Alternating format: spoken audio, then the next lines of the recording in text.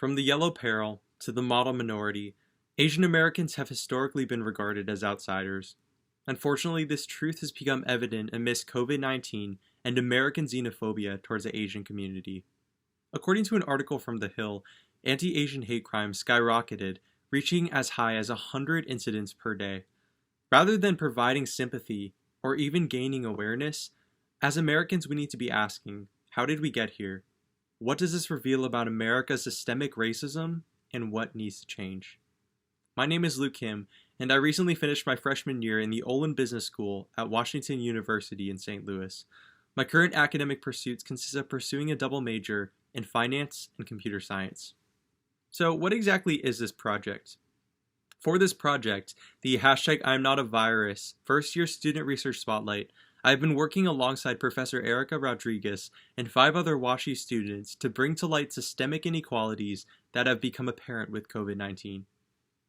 In light of this endeavor, I am spotlighting my piece, Model Minority, Submission, Not Success. In my excerpt, I analyze former presidential candidate Andrew Yang's op-ed, in which he argues that Asian Americans should embrace and show their Americanness in order to demonstrate that they are part of the COVID-19 solution.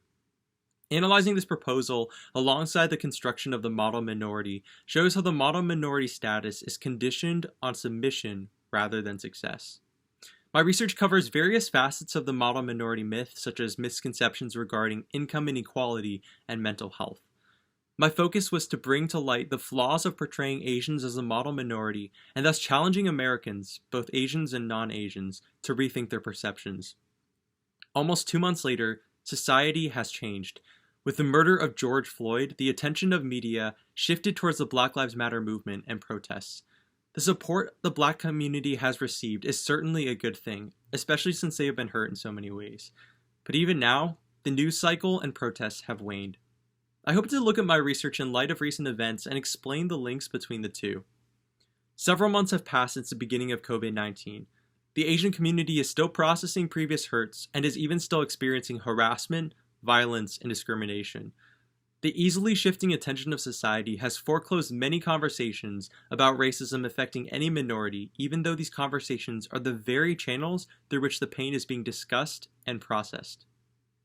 Rather than abruptly and conveniently moving on from these types of conversations, society must learn to cultivate a thorough understanding of sustained anti-racist efforts in order to acknowledge the pain inflicted on any minority community. An example might be to continuously hold social spaces to process large-scale community traumas in regards to anti-Asian xenophobia and police brutality on Black populations.